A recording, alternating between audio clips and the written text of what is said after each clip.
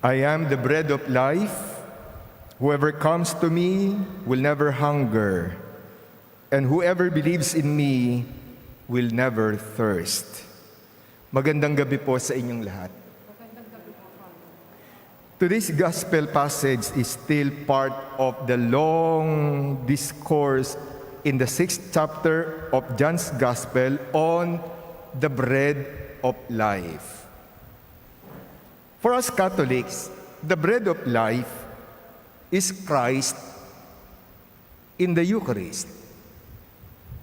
Ang tinapay ng buhay, ang pagkaing nagbibigay buhay, ay walang iba kundi si Kristo sa Eucharistia. The Eucharist feeds us that we may have life and have it to the full. Ang tanong, sa totoo lang, naniniwala ba tayo na ang Eucharistia ay sadyang nagbibigay buhay, na kapag wala ang Eucharistia, ay wala tayong buhay? Linawin po natin, obligado tayong dumalo ng Sunday Mass kapag posible. Kapag hindi posible, hindi tayo obligado. Meron pa rin pandemya, at nananatiling limitado ang religious gatherings for health reasons. And given this situation, we are formally dispensed from the obligation to attend Mass. Okay? Malinaw po yun, no? Na hindi tayo obligado, no? Na magsimba, lalo na kapag linggo. Ngayon, dahil kailangan pa rin nating magkaroon ng some connection sa simbahan at sa mga kapatid nating Katoliko sa gitna ng pandemic na ito, kaya ang mga parokya ay gumawa ng paraan para mangyari ito. Pangunahin na nga po rito yung tinatawag na online Mass.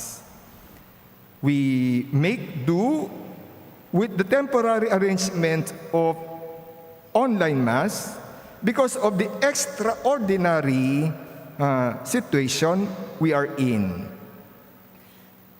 Bagaman hindi tayo obligadong dumalo sa misa, pero obligado pa rin tayong pakanin at busugin ang kaluluwa natin. Maaring makatulong ang online Mass. But let me be very clear about this. At kayong dumadalo ngayon ng online Mass, makinig ng buong linaw. Online Mass is fine, but it is no substitute for the real thing. Hindi tayo dapat mahirati at makontento sa virtually attending Mass. It is not real. It is not the Mass itself. Malinaw po yan, ha? Hindi natin maitutumbas at hindi natin dapat itumbas ang actual Mass sa online Mass. Sorry to disappoint you, kayong mga nahihirati na sa online Mass. Online Mass is not, cannot, and will never be the new normal. Ang pakikibahagi natin sa online Mass ay nakatutulong sa atin spiritually. Kasi nakakapakinig tayo ng salita ng Diyos, nakatutulong ito sa pananalangin natin, at nakakasama tayo o nakakasama natin ang mga kapatid natin sa diwa. Okay? But deep down we know that it is not the Mass. Sabi nga po ni Bishop Pabilio, our celebration with God and our relationship with Him is something that is real, actual, and can't be reduced to virtual. Sabi naman po ni Cardinal Robert Sara ng Congregation for Divine Worship sa Vatican, virtual services cannot compare to, cannot replace personal participation in the liturgy. Ang Eucharistia ay hindi isang bagay na nagpapaalala lamang sa atin tungkol sa Panginoong Hesukristo, hindi isang bagay na mapapanood lamang natin. The Eucharist is the very presence of Christ.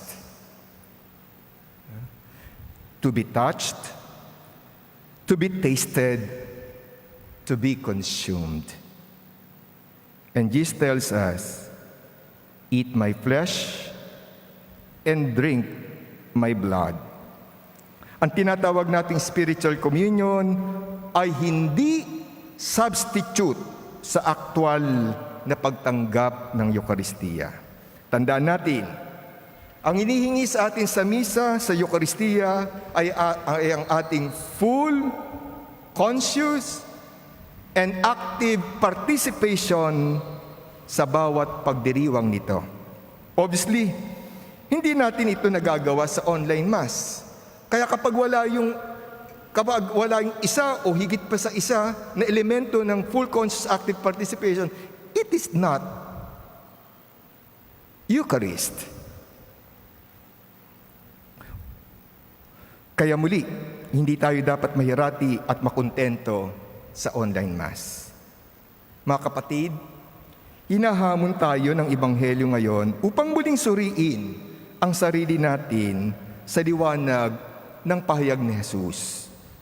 I am the bread of life. Whoever comes to me will never hunger, and whoever believes in me will never thirst.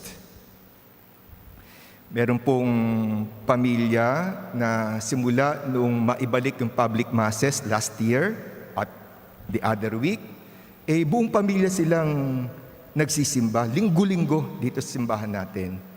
At tinanong ko sila, hindi ba kayo natatakot tulad ng marami na pumunta rito sa simbahan para magsimba?